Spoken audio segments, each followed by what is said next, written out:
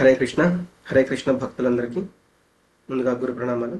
అలాగే అందరికీ స్వాగతం లెవెల్ 3 క్లాసులకి. ఇందులో మనము ఉపదేశామృతము కంప్లీట్ చేసాము. ఇప్పుడు మనం శ్రీ ఈశోపనిషత్ అనేది ఈరోజు అందులో కూడా మంగళాచరణం చూడడానికి ప్రయత్నం చేద్దాము. ముందుగా గురు ప్రణామాలు. ఓం అజ్ఞానతిమిరాంధస్య జ్ఞానాంజనశలాకయా చక్షుర్మిలితం యేన తస్మై శ్రీ గురవే నమః. శ్రీ చైతన్యమనోభీష్టం స్థాపితం యేన భూతలే స్వయం రూప కదా మహ్యం దదాతి స్వపదాంతికం. నమ ఓం విష్ణుపాదాయ కృష్ణప్రేష్ఠాయ భూతలే శ్రీమతే భక్తివేదాంత స్వామితి నామినే. నమస్తే సారస్వతే దేవే గౌరవాణి ప్రచారిణే నిర్విశేష శూన్యవాది పాశ్చాత్య దేశతారిణే.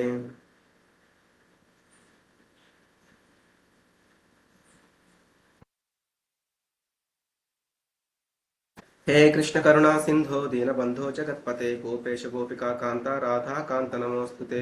तप्त कांचन गौरांगी राधे वृंदावनेश्वरी वृषभानुसुते देवी प्रणमामि हरिप्रिये.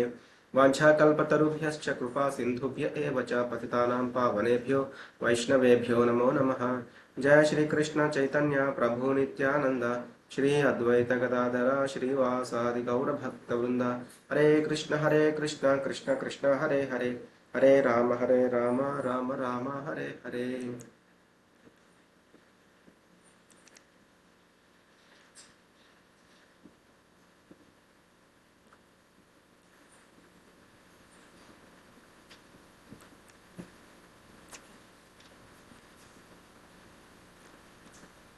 మనం ఇంతకు ముందు ఏంటంటే ఉపోద్ఘాతం చూడడం జరిగింది. ఈరోజు మనం మంగళాచరణం చూద్దాము. ఓం పూర్ణమద పూర్ణమిదం పూర్ణాత్ పూర్ణముదచ్యతే పూర్ణస్య పూర్ణమాదాయ పూర్ణమేవావశిష్యతే. నాతో పాటు చెప్పండి. ఓం పూర్ణమద పూర్ణమిదం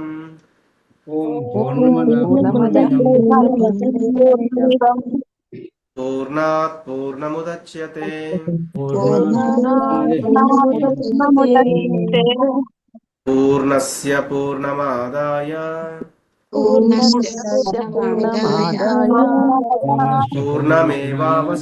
పూర్ణమేవావశిష్యతే.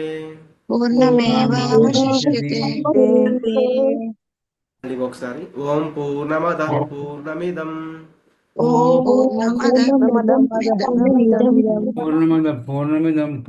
పూర్ణాత్ పూర్ణముదచ్యతే పూర్ణస్య పూర్ణమాదాయ పూర్ణమేవావశిష్యతే.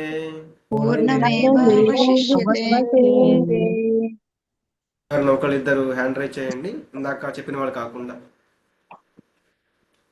ఓకే, భవానీ మాతాజీ, తర్వాత జ్యోత్స్నా మాతాజీ శ్లోకం చదవండి, మంత్రము.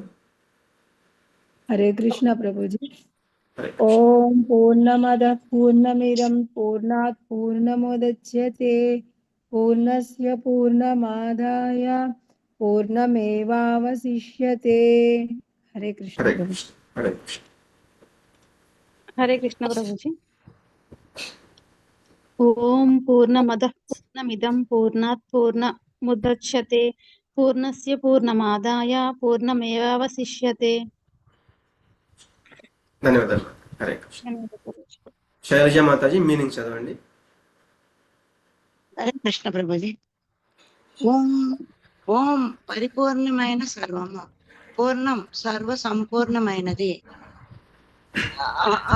అదహ అది పూర్ణం సర్వ సంపూర్ణమైనది, ఇదం ఈ దృశ్యమాన ప్రపంచము, పూర్ణాత్ సర్వ సమగ్రమైన దాని నుండి, పూర్ణం సంపూర్ణమైనది, ఉదచ్యతే కలిగింపబడుతుంది, పూర్ణస్య సర్వ సంపూర్ణమైన దాని యొక్క పూర్ణం సర్వాన్ని ఆదాయ గ్రహించి వేయడం, పూర్ణం ఏవ సంపూర్ణ శేషమే అవశిష్యతే మిగులుతుంది.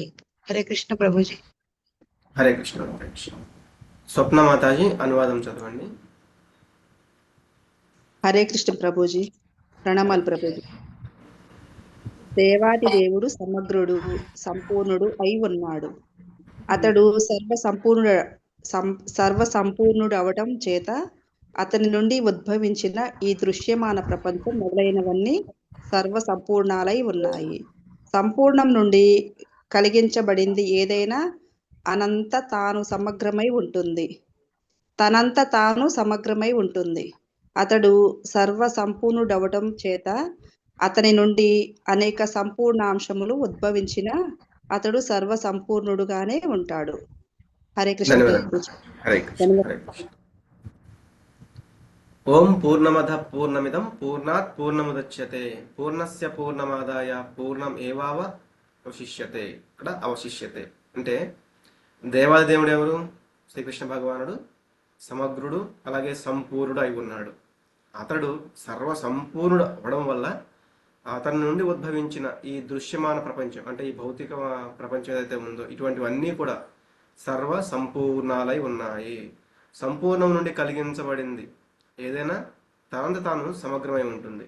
అతడు సర్వ సంపూర్ణుడు అవడం చేత అతని నుండి అనేక సంపూర్ణాంశములు ఉద్భవించిన అతడు సర్వ సంపూర్ణుడుగానే ఉంటాడు. లక్ష్మీమాతాజీ. హరే కృష్ణ ప్రభుజీ. హరే కృష్ణ. భాష్యం. సర్వ సంపూర్ణుడు లేక పరమ సత్యం దేవాది దేవుడే. నిరాకార బ్రహ్మం యొక్క లేక పరమాత్మ యొక్క అనుభూతి సంపూర్ణ సత్యం యొక్క అసంపూర్ణమైన అనుభూతి మాత్రమే అవుతుంది. దేవాది దేవుడు సచ్చిదానంద విగ్రహుడు. నిరాకార బ్రహ్మానుభూతి అతని సత్ యొక్క లేక శాశ్వతత్వం యొక్క అనుభూతి మాత్రమే అవుతుంది.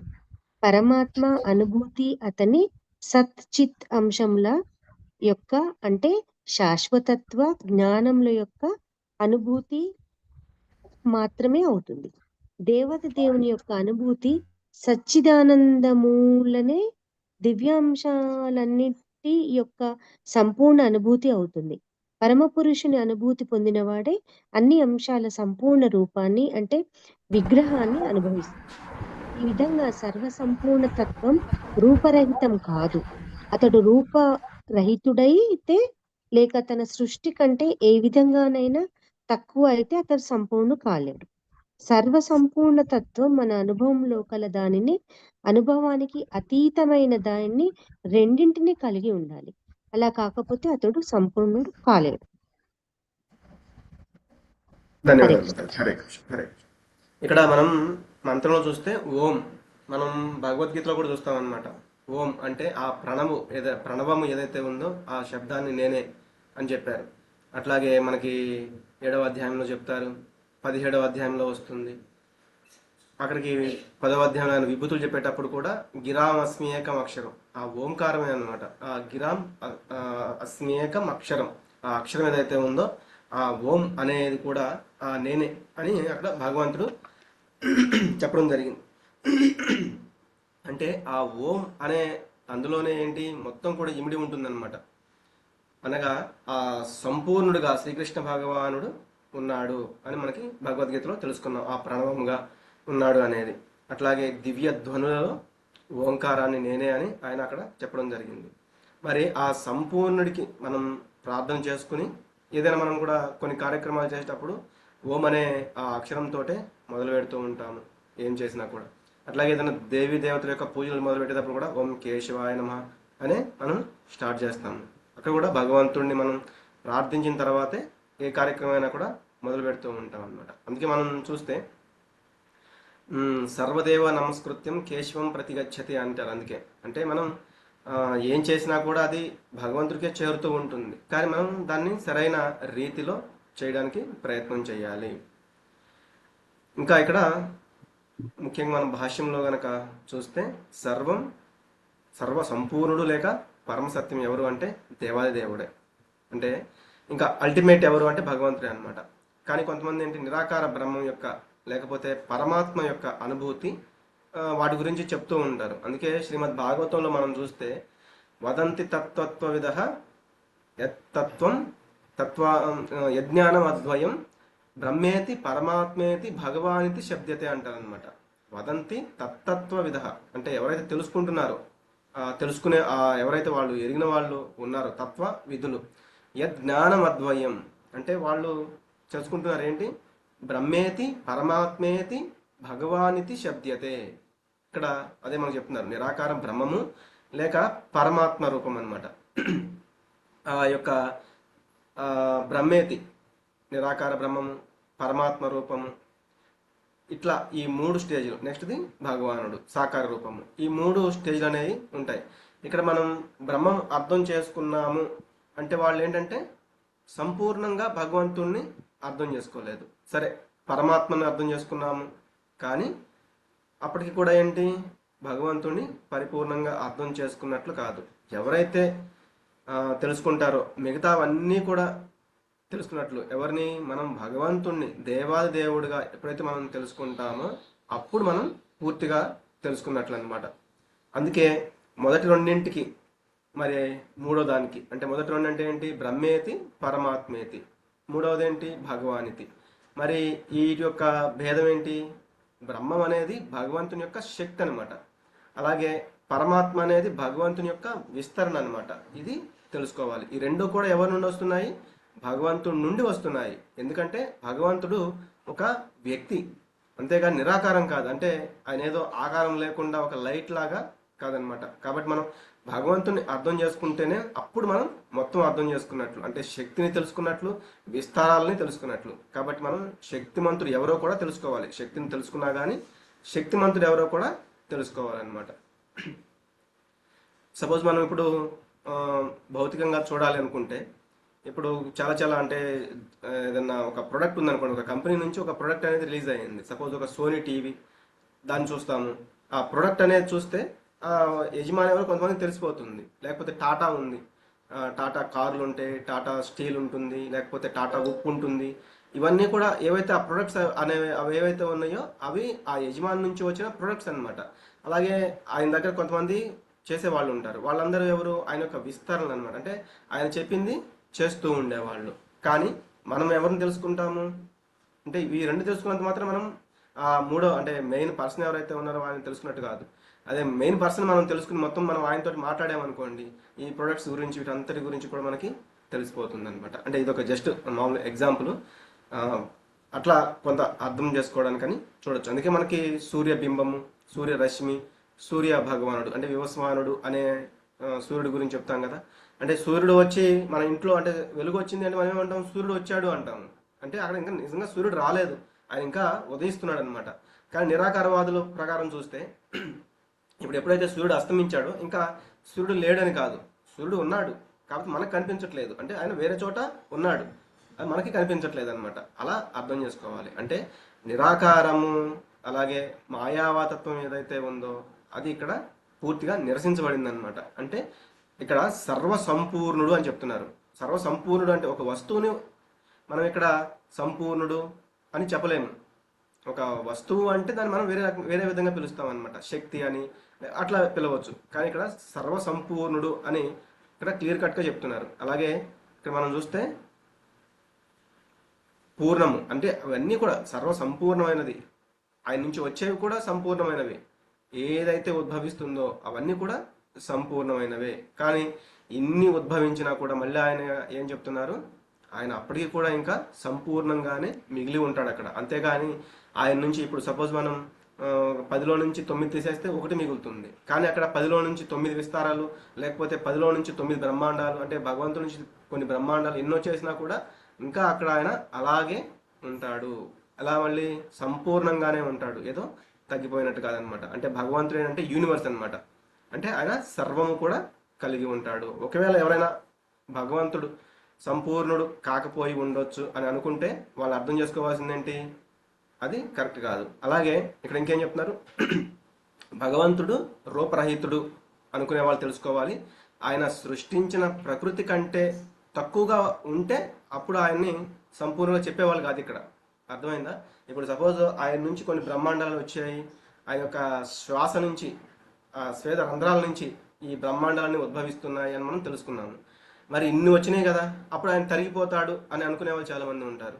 అది కరెక్ట్ కాదు. ఆయన ఇన్ని బ్రహ్మాండాలు ఎన్ని వచ్చినా కూడా, ఈ యొక్క జగత్తులు ఎన్ని వచ్చినా కూడా, ఎన్ని విశ్వాలు వచ్చినా కూడా ఆయన ఇంకా అక్కడ పూర్ణంగానే ఉంటాడు అనేది తెలుసుకోవాలి. అందుకే వేదవ్యాసుల వారి యొక్క తండ్రి ఎవరైనా పరాశరముని, ఆయన చెప్పారు కదా, ఐశ్వర్యస్య సమగ్రస్య వీర్యస్య యశస్శ్రియ జ్ఞాన వైరాగ్యయోశ్చైవ షణ్ణం భగ ఇతింగన. అంటే ఈ అసాధారణమైన ప్రపంచం ఏదైతే ఉందో,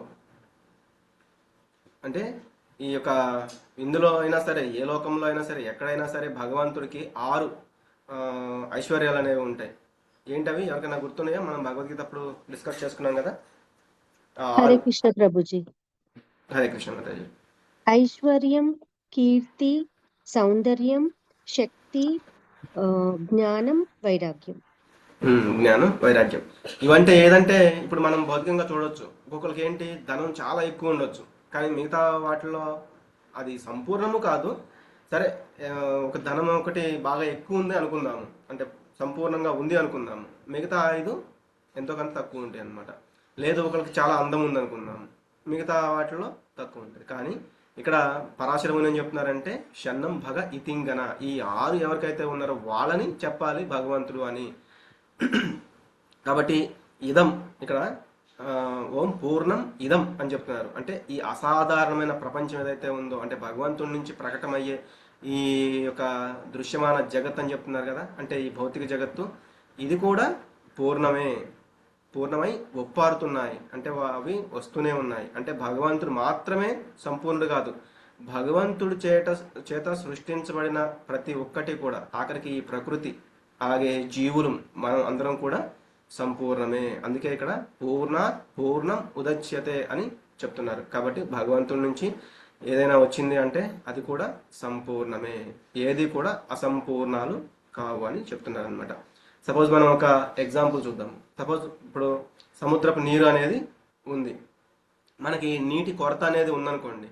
అప్పుడు మనం ఏం చేస్తాం, భగవంతుడిని ప్రార్థిస్తాము, వర్షాలు కావాలి, అలాగే జలాశయాల్లోకి నీరు కావాలి, తాగడానికి నీరు కావాలి, ఇట్లా మనం అడుగుతాం అనమాట. అప్పుడు ఆయన ఏం చేస్తాడు, వాటర్ అంతా కూడా సూర్యుడి ద్వారా అది మేఘంలాగా ఆవిరి చేయబడుతుంది. తర్వాత మళ్ళీ ఆ మేఘాలకి ఎప్పుడైతే వర్షం కురుస్తుందో అప్పుడు అవన్నీ ఏమవుతాయి, స్వచ్ఛమైన నీటిలాగా వచ్చేసి నదులు, జలాశయాలు అవన్నీ నిండిపోయినాయి అనుకోండి.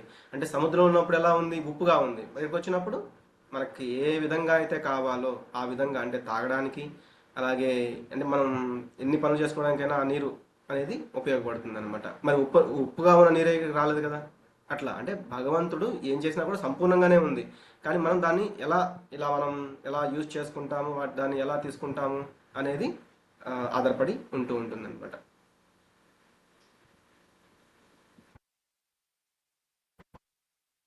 అలాగే ఇక్కడ ఈ సంపూర్ణ రూపాన్ని, అంటే విగ్రహాన్ని అనుభవిస్తాడు. ఈ విధంగా సర్వ సంపూర్ణతత్వం రూపరహితం కాదు. ఇందాక చెప్పుకున్నాం కదా, ఈ సంపూర్ణుడు అని అక్కడ మనం చెప్తున్నప్పుడు అది రూపరహితం అనేది కాదు. అలా అయితే మనం దాని ఒక వస్తువులాగా చెప్పేవాళ్ళం, కానీ ఇక్కడ భగవంతుడు ఏం చెప్తున్నాము, ఆయన సంపూర్ణుడు అని చెప్తున్నాము. కాబట్టి దీన్ని చాలా జాగ్రత్తగా అర్థం చేసుకోవాలన్నమాట. మరి సర్వ సంపూర్ణతత్వం మన అనుభవంలో గల దానిని, అనుభవానికి అతీతమైన దానిని, రెండింటిని కలిగి ఉండాలి. అంటే ఇప్పుడు మనకి ఈ జగత్ ఏదైతే వచ్చిందో, ఇందాక చెప్పుకున్నాం కదా ఒక సముద్రపు ఎగ్జాంపుల్గా. కాబట్టి ఈ యొక్క భౌతిక జగత్తు ఏదైతే వచ్చిందో దాన్ని మనం దాంట్లోకి ఆయన లోబడి ఉన్నాడు అనుకోండి, అప్పుడు ఆయన సంపూర్ణ తత్వం కాదనమాట. కానీ ఆయన చెప్పాడు దైవీహేష గుణమయి మమమాయ దురత్యయ, అంటే ఇదంతా ఏదన్నా ఈ త్రిగుణాల ద్వారా అదంతా జరుగుతూ ఉంది. అలాగే భూమి రాపోనలో వాయు కమ్మనో బుద్ధి రేవచ, ఇవన్నీ కూడా నా అండర్లో పనిచేస్తున్నాయి, ఇవన్నీ నా శక్తులు అని చెప్పారు. ఆఖరికి జీవులమైన మనం కూడా మమైవాంశో జీవలోకే జీవభూత సనాతన అని చెప్పారు. కాబట్టి వీటికి అతీతంగా ఉన్నారు కానీ వీటికి లోబడి లేరనమాట. ఇలా మనం అర్థం చేసుకుంటే అప్పుడు ఆయన సంపూర్ణుడే అవుతారు. అలా కాకుండా వీటికి ఆయన గనక లోబడి ఉంటే అప్పుడు ఆయన సంపూర్ణుడు కాలేడు అని ఇక్కడ చూడొచ్చు. అందుకే చెప్తారు కదా, మత్త పరతరం నాణ్యత్ కించిదస్తి ధనంజయ మై సర్వమిదం ప్రోతం సూత్రే మణిగణ ఇవ. కాబట్టి భగవంతుడికి సమానం కానీ అలాగే ఆయన కంటే అధికులు కానీ లేరు, అంటే ఆయన సంపూర్ణుడుగా ఇక్కడ మనం అర్థం చేసుకోవచ్చు. ఓకే మాతాజీ, 1+ నా ఆర్డర్ ఉన్నారు, అడ్మిట్ చేసుకోండి.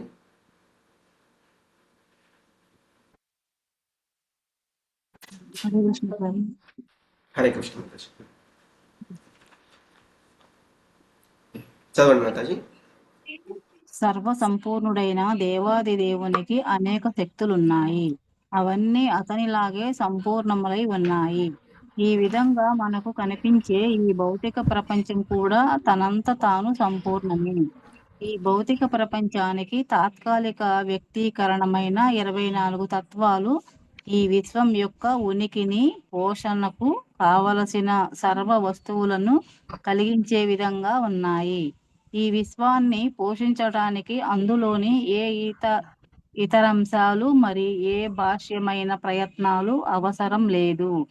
ఈ విశ్వం కూడా సంపూర్ణ తత్వం యొక్క శక్తి చేత నిర్ణీతమైన కాల పరిమితి పూర్తి అయ్యే వరకు పనిచేస్తుంది.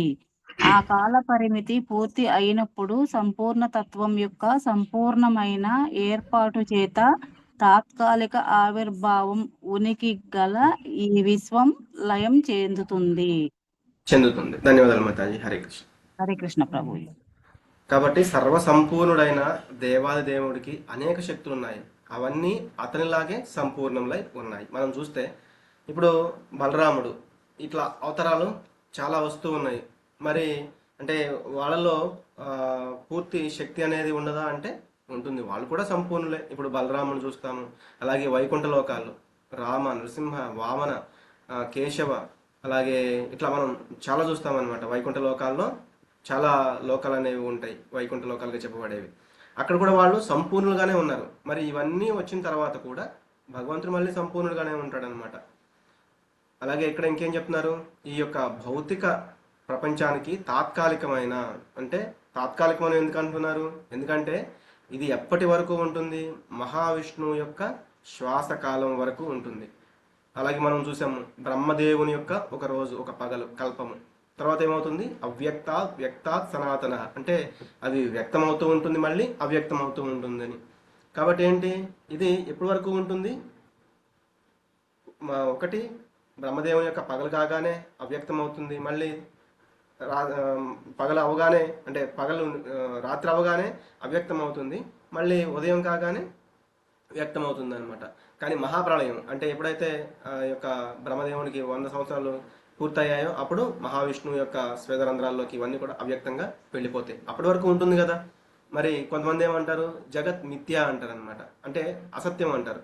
అది అసత్యం కాదు, ఇది సత్యమే. ఎందుకంటే ఉంటుంది, కాకపోతే మనం దానికి లోబడి ఉండకూడదు. అంటే ఎలా అంటే మనము ఆ యొక్క త్రిగుణాలకు లోబడి ఉండకూడదు. ఇది తాత్కాలికమైనదే కానీ అసలు లేకుండా లేదు, ఇది నిజమే. అలాగే ఈ 24 తత్వాలు ఈ విశ్వం యొక్క ఉనికికి, పోషణకు కావలసిన సర్వ వస్తువులను కలిగించే విధంగా ఉన్నాయి. ఈ 24 తత్వాల గురించి గుర్తుందా ఎవరికైనా? మనము 13వ అధ్యాయంలో చూసుంటాము, అలాగే 7వ అధ్యాయంలో చూసుంటాము. పంచమహాభూతాలు ఏంటి? భూమి. హరే కృష్ణ ప్రభుజీ. భూమి, జలము, అగ్ని, వాయువు, ఆకాశము ప్రభుజీ. ఎస్ మాతాజీ. నెక్స్ట్ ఇంకొకళ్ళు. మరి వాటి యొక్క ఇంద్రియ వస్తువులు అంటారు అనమాట. అంటే సపోజ్ భూమి ఉందనుకోండి, దాని నుంచి ఏమొస్తుంది, వాసన వస్తుంది. అట్లా వాసన, రుచి, చూడ, అగ్ని, దృష్టి. ఆకాశం నుంచి ఏమొస్తుంది, ఆకాశం నుంచి శబ్దం. ఇట్లా 5, అవైదు, ఇవైదు, 10 అయిపోయాయి. తర్వాత ఇంకా మనసు, బుద్ధి, అహంకారం. మనసు, బుద్ధి, మిథ్యాహంకారం. ఇవి ఒక 3 అయిపోయినాయి, 13 అయిపోయింది. నెక్స్ట్ జ్ఞానేంద్రియాలు. జ్ఞానేంద్రియాలు కన్ను, చెవి, ముక్కు, నాలుక, చర్మం. నెక్స్ట్ కర్మేంద్రియాలు, వాటి ద్వారా చేసే పని. వాక్కు, పాదాలు, చేతులు, ఇంకా గుదము, జననేంద్రియాలు అనమాట. ఇవి 5, 5, 5, 10. ఇందాక 13, 23 అయిపోయింది.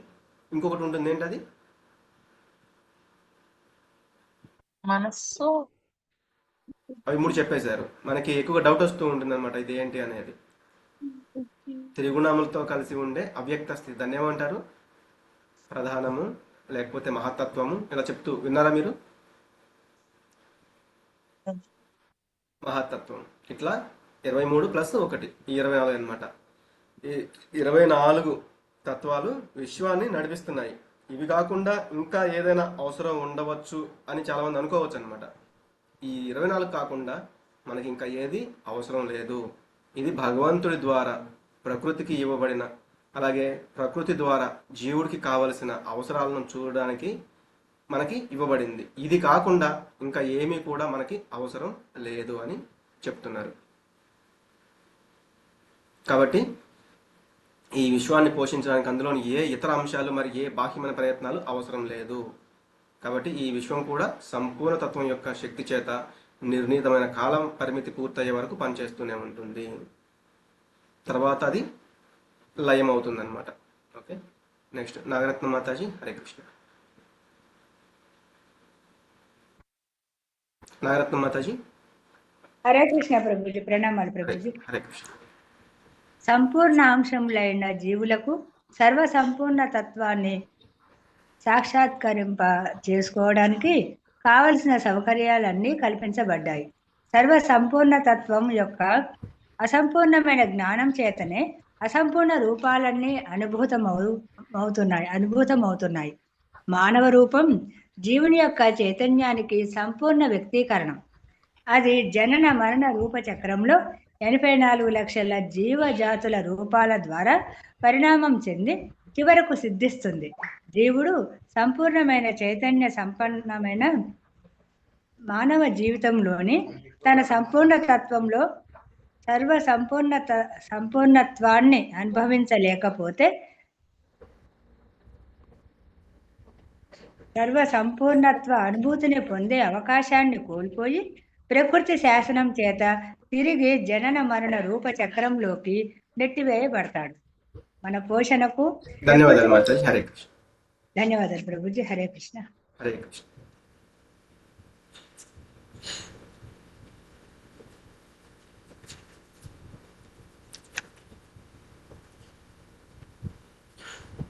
ఒక్క నిమిషం అండి.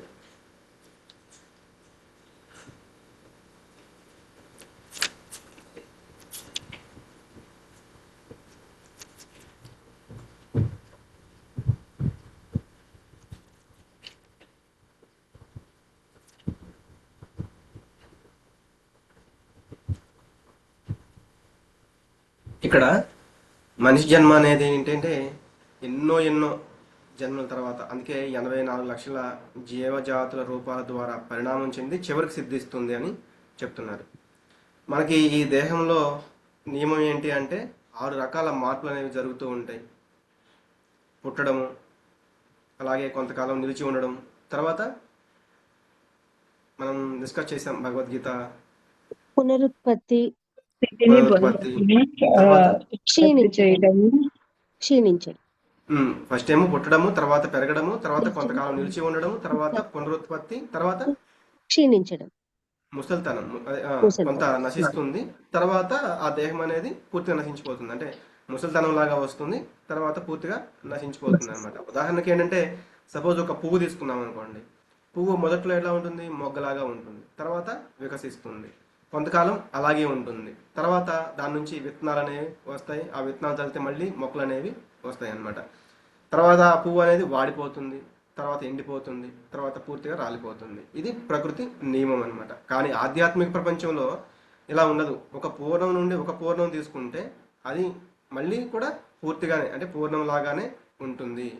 కానీ ఎవరికైతే ఆ అర్థం చేసుకునే జ్ఞానం అనేది లేదో వాళ్ళు ఏంటంటే భౌతికంగా ఆలోచిస్తారు. వాళ్ళు ఏమనుకుంటారు, 1 నుండి 1 తీసేస్తే 0 అవుతుంది. కానీ మనకి ఇక్కడ ఉపనిషత్తు ఏం చెప్తుంది? పూర్ణస్య పూర్ణమాదాయ పూర్ణమేవావశిష్యతే. అంటే మీరు పూర్ణం నుండి మళ్ళీ పూర్ణాన్ని తీసుకుంటే అక్కడ ఇంకా పూర్ణమే మిగులుతుంది. అంటే మనం ఒక మూట బియ్యం అనేది తీసుకున్నాం అనుకోండి, అందులో నుంచి ఒక 10 గ్లాసులు తీసేసాము, అందులో కొంత బియ్యం అనేది తగ్గింది. అలాగే మన దగ్గర చాలా ధనం ఉంది, అందులో నుంచి కొంత ధనం వాళ్ళకి ఇచ్చేసామనుకోండి, అప్పుడు మన దగ్గర కొంత ధనం అనేది తగ్గుతుంది. కానీ భగవంతుడు ఎంత ఇచ్చినా కూడా తను భగవంతుడే. ఆయన మనకి మనం ఎంతో అర్థించాము, మనకి కావాల్సినంత ఆయన సమకూర్చాడు, కానీ ఆయన దగ్గర ఇంకా ఇచ్చేది ఉంటూనే ఉంటుంది. ఆయన దగ్గర తరిగిపోదు అనమాట. అంటే ఇంతకుముందు ఎంత ఉందో అంతే ఉంటుంది. అంటే ఆయన సంపూర్ణుడుగానే ఉంటాడు. కానీ కొంతమంది మాయావాదులు ఏంటంటే ఏమంటూ ఉంటారు, మేము భగవంతులమే అని చెప్పుకుంటారు. కానీ వాళ్ళు పూర్ణులు కాదనమాట. ఎందుకంటే వాళ్ళ దగ్గర కొంత ఇచ్చేస్తే వాళ్ళ దగ్గర తరిగిపోతూ ఉంటుంది. కాబట్టి వాళ్ళు సంపూర్ణమైన వాళ్ళు కాదు. కొంతమంది ఏం ఆలోచిస్తూ ఉంటారంటే, భగవంతుని లోకంలో అవతరించారు అంటే ఆ లోకం నుంచి ఇక్కడికి అవతరించారు కాబట్టి, అంటే గోలోక బృందావనం నుంచి ఇక్కడ అవతరించారు కాబట్టి, అంటే ఇంకా ఆయన ఇప్పుడు గోలోక బృందావనంలో అంటే లేకపోవచ్చు, కాబట్టి భగవంతుడు సంపూర్ణుడు కాదు అనుకోవచ్చు అనమాట. కానీ కృష్ణుడు అదే సమయంలో అక్కడ ఆయన యొక్క లోకంలోనూ ఉంటాడు, భౌతికంగా ఇక్కడ ఈ లోకంలోనూ ఉంటాడు, ఇంకొక బ్రహ్మాండంలో ఇంకొక లోకంలో కూడా ఏదో ఒక ఇలా చేస్తూనే ఉంటాడు. అంటే ఒకేసారి ఎక్కడైనా ఉండగలడు. మనం చూస్తాము, ఎప్పుడైతే నారదుల వారు ఆయన్ని పరీక్షించాలి అని ప్రయత్నం చేస్తారు, మరి ఆయన 16,108 మంది భార్యల దగ్గర ఒకేసారి ఉన్నారు. ఒకరి దగ్గర ఏమో ఏదో ఒక ఆట ఆడుతూ ఉన్నారు, ఒకరి దగ్గర ఏమో ఏదో ఒకటి స్వీకరిస్తూ ఉన్నారు, అంటే తింటూ ఉన్నారు, ఇంకొక దగ్గర ఏమో పిల్లలతో ఆడుకుంటూ ఉన్నారు, ఇట్లా ఒక దగ్గర ఏమో నిద్రపోతూ ఉన్నారు, ఒక దగ్గర ఏమో ఏదో ఒక పని చేస్తూ ఉన్నారు, ఇట్లా అనమాట. అంటే ఆయన ఒకే సమయంలో ఎక్కడైనా ఉండగలరు. మళ్ళీ సరే ఇట్లా ఉన్నారు కాబట్టి ఆయన యొక్క శక్తి అంటే ఒక రూపంలో ఉన్న శక్తి ఇంకొక రూపంలో ఉండదా అంటే అలా కూడా కాదు. ఆ 16,108 మంది విస్తరణలు ఏవైతే ఉన్నాయో అందరిలో కూడా ఒకే శక్తి ఉంటుంది. మళ్ళీ ఆయన బయటికి వచ్చి ఆ రాజభవనం నుంచి బయటికి వచ్చేదన్న పని మీద వెళ్ళేటప్పుడు మళ్ళీ అందరూ కూడా కలిసిపోయి మళ్ళీ ఒక్కడిగా అయ్యి ఆయన వెళ్తారనమాట. అంటే ఆయన సర్వశక్తిమంతుడు, ఇది అర్థం చేసుకోవాలి. అలాగే మనం గోపికలతో రాసలీలలు చేసేటప్పుడు చూస్తూ ఉంటాము, ఆయన అందరితో కూడా నృత్యం చేస్తూనే ఉంటారు. అందరికీ ఆయన అంటే వాళ్ళతో నృత్యం చేస్తున్నట్లుగా ఉంటుంది, అంతేగాని అంటే ఒకేసారి ఒకే భంగిమలో ఆయన చేస్తున్నట్టుగా కూడా కనపడదు అనమాట. అంటే ఎవరితో చేసే నృత్యం వాళ్ళతో ఆయన చేస్తూనే ఉంటారు. ఇలా భగవంతుడు మాత్రమే చేయగలడు. కాబట్టి భగవంతుడు అక్కడ ఉంటారు గోలోక బృందావనంలో, అలాగే ఇక్కడ కూడా ఉంటారు. అందుకే మనకి భగవద్గీత 9వ అధ్యాయంలో చూస్తే ఆయన అంటే సపోజ్ ఇప్పుడు గోలోక బృందావనంలో ఉన్నారు కాబట్టి మనం ఇచ్చేది తీసుకోరా అంటే, మరి అట్లా తీసుకోలేకపోతే ఆయన చెప్పరు కదా, పత్రం పుష్పం ఫలంతోయం యోమే భక్త్యా ప్రయచ్చతి. అంటే మీరు పత్రమైన పుష్పమైన ఫలమైన తోయమైన నాకు భక్తితో సమర్పిస్తే నేను దాన్ని తీసుకుంటానని చెప్తున్నారు. అంటే ఆయన అక్కడి నుంచి ఇక్కడ దాకా వచ్చి ఎలా తీసుకుంటారు? ఇదంతా సాధ్యం కాదు, మీరంతా మూర్ఖులు, ఆయనకి మీరు ఏదో పెట్టేసి మీరంతా కాలాన్ని వ్యర్థం చేస్తున్నారు, ఇట్లా అనుకునే వాళ్ళు చాలామంది ఉంటారనమాట. వాళ్ళని ఏమంటున్నారంటే, ఒక రకంగా చెప్పాలంటే వాళ్ళే మూర్ఖులు. ఎందుకంటే ఆయన స్వీకరిస్తారు, మరి స్వీకరిస్తే మరి అది అక్కడికి ఎలా ఉంటుంది, మళ్ళీ ఆయన తీసేసుకున్నారు కదా అనే డౌట్ చాలా మందికి వస్తుంది అనమాట. అదేంటి అంటే ఆయన స్వీకరించారు, మళ్ళీ రాధారాణి ఎవరైతే తన కోసం చేసిందో ఆ భోగాన్ని మళ్ళీ అంటే మరి మనం చేసిందంతా ఆయనకి సమర్పించేశాం కదా, మరి మన దాంట్లో నుంచి ఆయనకి భోగాన్ని సమర్పించాం కదా, మరి ఆయన దాన్ని స్వీకరించేశారు కదా. మరి ఆయన ఒక భక్తుడు ఆకలితో ఉంటే ఆయన చూడగలడా? ఒక తండ్రి ఒక బిడ్డ ఆకలితో ఉంటే చూడగలడా? చూడలేడు. కాబట్టి ఏం చేస్తాడు భగవంతుడు? మళ్ళీ మనకి ఏదైతే కావాలో అది ప్రసాదం రూపంలో మనకి దాన్ని తిరిగిస్తారనమాట. అంటే అల్ప మేధస్సు కలిగిన వాళ్ళు ఎవరైతే ఉన్నారో మూర్ఖులు, వాళ్ళని అభక్తులు అంటూ ఉంటారు. వాళ్ళు దాన్ని తెలుసుకోలేరు, తెలుసుకోలేకుండా వాళ్ళు వాదిస్తూ ఉంటారు. కాబట్టి ఎప్పుడైతే ప్రేమపూర్వకంగా పత్రమైన పుష్పమైన ఫలమైన తోయమైన భక్తితో నాకు సమర్పిస్తే నేను దాన్ని తీసుకుంటాను, దాన్ని స్వీకరిస్తాను అని భగవంతుడే చెప్పారు. అలాగే మనమంతా కూడా భౌతిక దృష్టి కలవాళ్ళం, మనకి ఇదంతా తెలియదు. భౌతికంగా ఆలోచించే భక్తులు అభక్తులు ఎవరైతే ఉన్నారో వాళ్ళు అలా ఆలోచించవచ్చు. కానీ భక్తులకు తెలుసు భగవంతుడు స్వీకరించారు, మళ్ళీ దాన్ని నా కోసం ప్రసాదం రూపంలో ఆ అవశేషాన్ని ఆ ప్రసాదాన్ని ఇచ్చారు అని. మరి దీనికి నిదర్శనాలు ఏమైనా ఉన్నాయా అంటే ఉన్నాయి. సుధామ ఎప్పుడైతే భగవంతుడికి అటుకులు సమర్పిస్తారు, మరి అది తీసుకుని ఆయన ఈయనకి ఏమి ఇవ్వకుండా ఉన్నారా? ఆయనకి ఐశ్వర్యాన్ని ఇచ్చేశారు, ఆయనకి కావాల్సినంత రాజభోగాలు అనేవి సమకూర్చేశారు. అలాగే బృందావనంలో ఒక పండ్లు అమ్ముకునే ఆవిడ కొన్ని ధాన్యపు గింజలు భగవంతుడు తీసుకొచ్చి తన చిన్న చిన్న చేతులతోటి తీసుకొచ్చి ఇవ్వడం చూసి మురిసిపోయి ఆవిడేం చేస్తుంది, తన దగ్గర ఉన్న పండ్ల మొత్తం ఆయనకి ఇచ్చేస్తుంది. మరి ఆవిడ ఆ పండ్లను అమ్ముకుంటే ఆవిడకి ఇంకా ధాన్యం వచ్చేది. కానీ భగవంతుని పట్ల భక్తితో ఆ యొక్క మురిపంగా ఆయనకి ఇచ్చేసింది అనమాట ఆవిడ దగ్గర ఉన్న దాన్ని. మరి భగవంతుడు యోగక్షేమం వహామ్యహం అన్నారు, అంటే నీ దగ్గర ఉన్నది కాపాడుతాను, నీకు ఇంకా లేనిది కూడా ఇస్తానని చెప్పారు భగవంతుడు. కాబట్టి ఆయన ఏం చేస్తారు, ఆ ఆ పండ్లు అమ్ముకునే ఆవిడ ఎవరైతే ఉన్నారో ఆవిడ ఇంటికి వెళ్ళి చూసుకుంటే ఆవిడ తట్ట మొత్తం బంగారము, మణులు, మాణిక్యాలు అన్నీ ఉన్నాయన్నమాట. కాబట్టి ఇది ఎవరైతే అభక్తులు ఉన్నారో, ఎవరైతే అల్పమేధస్సు కలిగిన వాళ్ళు ఉన్నారో వాళ్ళు అర్థం చేసుకోలేకపోతున్నారు. అలాగే మన యొక్క మానవ జన్మ అనేది 84 లక్షల జీవజాత రూపాలు ద్వారా పరిణామం చెంది చివరికి సిద్ధిస్తుంది.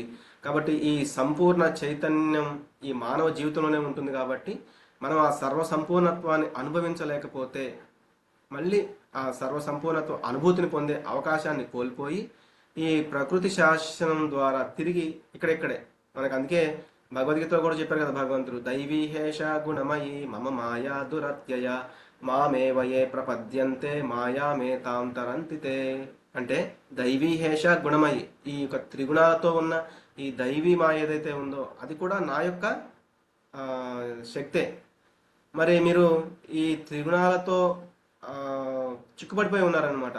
ఈ త్రిగుణాల్లో చిక్కుపడిపోయి కొంతసేపు సత్వగుణంలో, కొంతసేపు రజోగుణంలో, కొంతసేపు తమో గుణంలో ఇక్కడెక్కడే తిరుగుతూ ఉన్నారు. దురత్యయ ఏంటంటే ఒక వలయం లాగా తయారైపోతూ ఉంది. అది ఒక తాడులాగా మనల్ని తెనవేసుకుని ఇక్కడెక్కడే మనల్ని పిండేస్తూ ఉందన్నమాట. ఆ 3 తాళ్ళు కలిపేసి గట్టిగా మేలేసినట్లుగా ఇట్లా అయిపోతూ ఉంటుందన్నమాట. మరి దాంట్లో నుంచి బయటికి రావడం ఎలా? ఈ సంసార సాగరం అనే ఈ భవసాగరాన్ని మనం దాటడం అనేది అసాధ్యమే అని చెప్పి తర్వాత మళ్ళీ భగవంతుడు ఏమన్నారు, మామేవ ఏ ప్రపద్యంతే మాయామేతాం తరంతితే. దాన్ని దాటడం చాలా కష్టమే అయినప్పటికీ మాయామేతాం తరంతితే అంటే మళ్ళీ నన్ను ఎవరైతే శరణ వేరుకుంటారో వాళ్ళు దాన్ని చాలా ఈజీగా దాటగలుగుతారు, దీంట్లో నుంచి బయటపడగలుగుతారు అని చెప్పడం జరిగింది అనమాట. కాబట్టి మనం ఈ లోకంలోనే మునిగిపోతూ ఉంటాము. ఎందుకు అంటే మనము ఈ లోకంలో మునిగిపోతూ ఉన్నాము అంటే మన యొక్క అజ్ఞానం వల్ల. అంటే మనం ఏంటి, ఆత్మ కాదు, మనము ఈ శరీరము అనే మాయలో ఉండిపోవడం వల్ల. దీనికి ముఖ్య కారణం ఏంటంటే మాయ. ఈ జనన మరణ ఈ చక్ర రూపంలోనే మనం ఉండడానికి కారణము ఆ మాయ అనేది అనమాట. కాబట్టి మనిషి శరీరం విడిచిపెట్టే సమయం వచ్చింది అంటే దాన్ని ఎవరు మార్చలేరు. ఆ యొక్క దేహాన్ని విడిచిపెట్టి వెళ్ళిపోవలసిందే. మరి మనం తెలుసుకోవాలి, కృష్ణుడు సంపూర్ణుడు. ఎప్పుడైతే అంటే సంపూర్ణుడైన భగవంతుడి యొక్క మనం శరణాగతి పొందుతామో అప్పుడు మనం కూడా పూర్ణులం అవుతాము. ఎందుకంటే భగవంతుడి ద్వారా సృజించబడిన ఈ ప్రకృతి ద్వారా మనం కూడా సంపూర్ణంగానే ఇక్కడ ఉన్నామన్నమాట.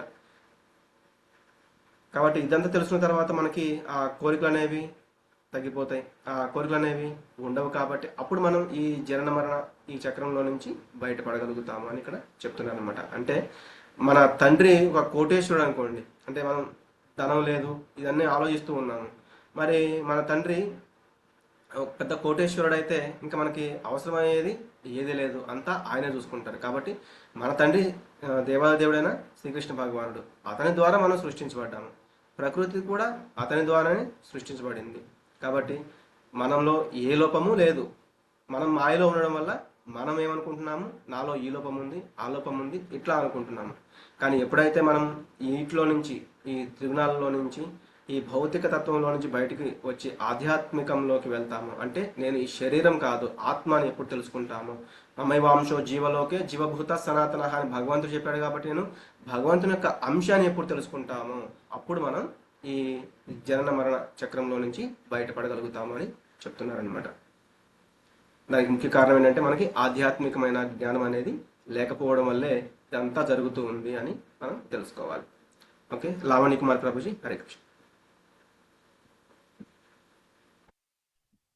హరే కృష్ణ ప్రభుజీ. హరే కృష్ణ. మన పోషణకు ప్రకృతిలో సంపూర్ణమైన ఏర్పాటు ఉందని మనం తెలుసుకోలేకపోవటం వల్ల ఇంద్రియ తృప్తితో కూడిన సంపూర్ణ జీవితం అనుకునే దాన్ని సాధించడానికి ప్రకృతి వనరులను ఉపయోగించుకో చూస్తాము. సంపూర్ణత్వంలో అనుబంధం ఏర్పరచుకోకుండా జీవుడు ఇంద్రియ సుఖాలను అనుభవించలేడు. అందుచేత మనలను త్రప్పుదోవ పట్టించే ఇంద్రియానుభవ జీవితం మాయ అని పరిగణిస్తుంది. శరీరంలోనే చెయ్యి సంపూర్ణ దేహంతో కూడి ఉన్నంత వరకు మాత్రమే సంపూర్ణాంశమైన ఉంటుంది. అది శరీరం నుండి వేరు చేయబడ్డాక చెయ్యిలాగా కనిపించవచ్చును, కానీ నిజానికి చేతికి సంబంధించిన శక్తులేవి దానికి ఉండవు. అదే విధంగా జీవులు సర్వ సంపూర్ణ తత్వం యొక్క అంశాలు గనుక వారు ఆ తత్వం నుండి వేరు చేయబడితే మాయమైన సంపూర్ణత్వం వారిని పూర్తిగా తృప్తిపరచలేదు.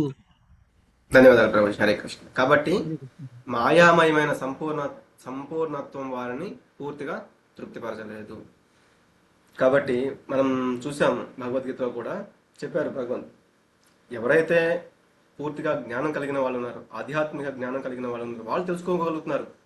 నెక్స్ట్ అంటే నేను ఇంద్రియ భోగంలో ఉన్నాను కాబట్టి ఏదైతే కోరుకుంటున్నానో దాన్ని బట్టి నాకు నెక్స్ట్ లైఫ్ అనేది అంటే నెక్స్ట్ జన్మ అనేది ఉంటుంది. ఉత్క్రామంతం స్థితం వాపి గుంజానం వా గుణాన్వితం విమూఢ నాను పశ్యంతి జ్ఞాన చక్షుషః. అంటే ఎవరైతే ఆ జ్ఞాన చక్షులు కలిగిన వాళ్ళు ఉన్నారో వాళ్ళు తెలుసుకోగలుగుతున్నారు, కానీ విమూఢ నాను పశ్యంతి వాళ్ళు తెలుసుకోలేకపోతున్నారు. విమూఢులు అంటే ఈ యొక్క కోరిక అనేవి పెరిగిపోతూ ఉండడం వల్ల నాకు అది కావాలి ఇది కావాలి అని మనం ఈ కోరికల వలయంలోనే ఉంటూ ఉంటే ఎప్పుడో మన జీవితం అంటే మన ఈ దేహం అనేది నశించిపోతుంది. మరి నెక్స్ట్ లైఫ్ మళ్ళీ ఏమొస్తుంది? మనం ఏ భావంతో అయితే ఈ దేహాన్ని విడిచిపెట్టామో మళ్ళీ ఆ భావమే ఆ యొక్క జన్మ అనేది తీసుకుంటాం అన్నమాట. కానీ ఈ యొక్క ఎవరైతే పూర్తి జ్ఞానచక్షులు కలిగిన వాళ్ళు ఉన్నారో వాళ్ళు తెలుసుకుంటారు, వాళ్ళు ఏమవుతుంది ఈ మాయలో నుంచి బయటపడగలుగుతారు అనమాట. ఇంకా ఇక్కడ ఏం చెప్తున్నారు, ఈ శరీరంలోని చెయ్యి సంపూర్ణ దేహంతో కూడి ఉన్నంత వరకు మాత్రమే సంపూర్ణాంశమై ఉంటుంది. అంటే మన దేహంలో ఈ చెయ్యి ఉంది, సపోజ్ ఏదైనా ఈ కట్ అయిపోయి చెయ్యి బయటికి వెళ్ళిపోయింది అనుకోండి, అది చూడడానికి చెయ్యిలాగే ఉంటుంది కానీ చెయ్యి చేసే పనులు అది చేయలేదన్నమాట. దీనికి ఒక మనం ఎగ్జాంపుల్గా చెప్పుకుంటే పెద్ద మిషన్ ఉందనుకోండి, దాంట్లోకి ఒక స్క్రూ ఏదైతే ప్లేస్ ఉందో ఆ నిర్దిష్టమైన ప్రదేశంలోకి వెళ్ళి ఆ స్క్రూ అక్కడ ఉండగలిగితే అది యూజ్ అవుతుంది అనమాట. అలా కాకుండా మిషన్ నుంచి ఆ స్క్రూ అనేది బయట ఉండిపోతే ఆ స్క్రూకి ఇంపార్టెంట్ అనేది ఉండదు. ఎందుకు అంటే అది యూజ్ అవ్వట్లేదు, పని చేయట్లేదని మనం వదిలేస్తాం అనమాట. కాబట్టి ఎప్పుడైతే ఆ మిషన్లో సరైన ప్రదేశంలో ఉండి ఆ మిషన్ రన్ అవ్వడానికి అదంతా పనిచేస్తూ ఉంటుందో అప్పుడు ఆ స్క్రూకి విలువ ఉంటుంది. అట్లాగే మనం కూడా పూర్తి అంశాలుగా ఉన్నాము ఎవరికి? భగవంతుడికి. మనం భగవంతుడికి అనుబంధంగా లేకపోతే మనం దేనికి పనికిరాము. అందుకే ఆయన ఏం చెప్తారు, నిమిత్త మాత్రం భవసవ్య సాచిన్, అంటే నువ్వు నేను చెప్పేది ఏదైతే ఉందో అది చేస్తే సరిపోతుంది అని, మిగతా అంతా ఆయనే చూసుకుంటారు. కాబట్టి మన దేహంలో కూడా చాలా చాలా అవయవాలు అనేవి ఉన్నాయి, అవన్నీ కూడా శరీరానికి అతుక్కుని ఉన్నంత వరకు వాటికి విలువ ఉంటుంది, లేదంటే వాటికి విలువ అనేది ఉండదు. అలాగే మన పళ్ళు అనేవి ఉన్నాయి, ఈ పళ్ళు కూడా మనకి ఆహారం ఎప్పుడైతే నోట్లో వేస్తామో అవి పూర్తిగా నమిలేసి ఉదరానికి ఆ యొక్క ఆహారాన్ని పంపిస్తుంది, అప్పుడు పూర్తి బాడీ మొత్తం శక్తి అనేది వస్తుంది అనమాట. ఎప్పుడైతే ఈ పళ్ళు ఈ యొక్క దవడ నుంచి విడిపోయి బయటికి వెళ్ళిపోయింది అనుకోండి, అప్పుడు ఆ పళ్ళకి ఆ పళ్ళు ఉండి కూడా ఉపయోగం అనేది ఉండదన్నమాట. అట్లాగే మనం కూడా భగవంతుని యొక్క చైతన్యంలో ఉంటేనే మనకి ఆ యొక్క విలువ అనేది ఉంటుంది, లేకపోతే వాటికి ఆ విలువ అనేది ఉండదు. ఇట్లా మనం కొన్ని ఎగ్జాంపుల్స్ అనేవి చూడొచ్చు అనమాట. Okay, next Ramadevi Mataji. హరే కృష్ణ ప్రభుజీ. హరే సంపూర్ణ తత్వానికి సేవ చేయడం వల్లనే మానవ జీవితంలోని సంపూర్ణతను మనము సాధించగలుగుతాము. ఈ ప్రపంచంలోని సేవలన్నీ సాంఘిక, రాజకీయ, జాతి సంబంధి, అంతర్జాతీయ, గ్రహాంతర సంబంధ సేవలు ఏవైనా సర్వసంపూర్ణ తత్వంతో అనుబంధం కలిగి ఉండకపోతే అవి అసంపూర్ణంగానే ఉండిపోతాయి. సర్వసంపూర్ణ తత్వంతో బంధం ఉంటేనే దానితో కూడి ఉన్న అంశం కూడా తనంత తాను సంపూర్ణం కాగలుగుతుంది. హరే కృష్ణ. ధన్యవాదాలు మాతాజీ. హరే కృష్ణ. ఇక్కడ ఏం చెప్తున్నారు, సంపూర్ణతత్వానికి సేవ చేయడం వల్లనే మానవ జీవితంలోని సంపూర్ణతను మనం సాధించగలుగుతాము. అంటే మనం చేసే ప్రతి కర్మ ఎందుకోసం చేస్తున్నాము అంటే దానికి అర్థం ఉండాలి. అలా కాకుండా ఏదో కావాలి, ఏదో చేయాలి, ఇంకా నాకు సరిపోవడం లేదు, ఇంకా అసంతృప్తి, ఇదంతా కూడా అసంపూర్ణమైన భావన అన్నమాట. ఏదో లేదు అని వెతుక్కుంటూ ఈ సాంఘికంగా, రాజకీయంగా నా వాళ్ళు, నా ఇల్లు, నా కులము, నా గోత్రము, నా ఊరు అనుకుంటూ మనము వెలితి భావనతో ఉంటే మనకి ఆ అసంపూర్ణతత్వం అనేది అలాగే అనిపిస్తూ ఉంటుంది. నేను ఇంకా ఏదో చేయాలి, ఏదో కోల్పోతున్నాను అనుకునే వాళ్ళు తెలుసుకోవాలి, వాళ్ళు సంపూర్ణులే. వాళ్ళ యొక్క సొంత ప్రయత్నం వల్ల ఏది కూడా జరగట్లేదు. మనకి భగవంతుడు అన్నీ ఇచ్చారనమాట. అందరికీ సమానంగా ఇచ్చారు. అందరికీ సమానంగా అంటే ఎవరికి ఏది కావాలో అది సమానంగా ఇచ్చారు. దాన్ని ఆధ్యాత్మికంగా చూడగలిగితే అది అర్థమవుతుంది. లేకపోతే అప్పటి వరకు అది మనం అర్థం చేసుకోలేము. కాబట్టి ఈ సంపూర్ణ తత్వంలో ఎవరైతే మనం ఉండి దాన్ని అర్థం చేసుకోగలుగుతున్నామో, సర్వ సంపూర్ణుడైన భగవంతుని మనం తెలుసుకోవడానికి ప్రయత్నం చేస్తున్నామో, అదంతా కూడా మనకు అప్పుడు అర్థమవుతుంది అనమాట. అంటే కృష్ణుడు ఏం చేసినా కూడా సంపూర్ణమే, అందులో లోపాలు అనేవి ఏవి ఉండవు. కృష్ణుడి యొక్క సృష్టిలో ఎటువంటి లోపము అనేది ఉండదు. కానీ మన యొక్క కోరికల వల్ల మనకి ఇట్లా మనం చూస్తున్నాం కదా, ఇక్కడ సాంఘికంగా ఈ సమాజం గురించి, లేకపోతే రాజకీయంగా, అంటే కొంతమంది ఏంటంటే పవర్ కోసం, పదవుల కోసం, అంటే అది దొక్కకపోతే వాళ్ళకి వెలిది అక్కడే స్టార్ట్ అవుతుంది అనమాట. అంటే నేను సంపూర్ణుడు అవ్వలేము. ఇంకా మనం ఈ యొక్క కోరికలు అనేవి తీరకపోతే ఆ రాజకీయంగా కానీ, లేకపోతే జాతికి సంబంధించి, లేకపోతే నా వాళ్ళు, నా కుటుంబము, ఇట్లా ఎప్పుడైతే మనం ఇదంతా ఆలోచిస్తూ ఉంటామో అప్పుడు మనకి ఆ సంపూర్ణత తత్వము అనేది మనం తెలుసుకోలేము. ఇది ఎప్పుడైతే మనం వీటిలో నుంచి బయటపడతామో అప్పుడు మనకి భగవంతుడు అర్థమవుతాడు. భగవంతుడి నుంచి వచ్చిన ఈ యొక్క ఈ పూర్ణమైన ఈ జగత్ ఏదైతే ఉందో అది కూడా పూర్ణమని అర్థమవుతుంది. అలాగే జీవులమైన మనం కూడా అర్థమవుతాం. అందుకే భగవద్గీతలో చెప్పారు పరాప్రకృతి అన్నమాట. మనం భగవంతుని యొక్క పరాప్రకృతి. న్యూన ప్రకృతి ఎవరు అంటే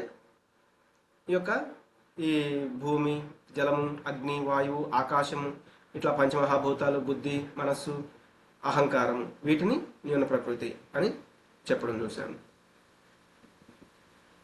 అవి కూడా సంపూర్ణమే. కానీ మనం ఎప్పుడైతే వాటి మీద అజమాయిషితో, అంటే మనం వాటిని వాడుకోవాలని ఈ కోరికల వల్ల ఇంకా ఇంకా పొందాలని వాటిని మనం ఎప్పుడైతే పాడు చేస్తూ ఉంటామో అప్పుడు మనకి ఈ అసంపూర్ణతత్వం అనే ఈ యొక్క భావన అనేది కలుగుతూ ఉంటుంది అని ఇక్కడ చెప్తున్నారు.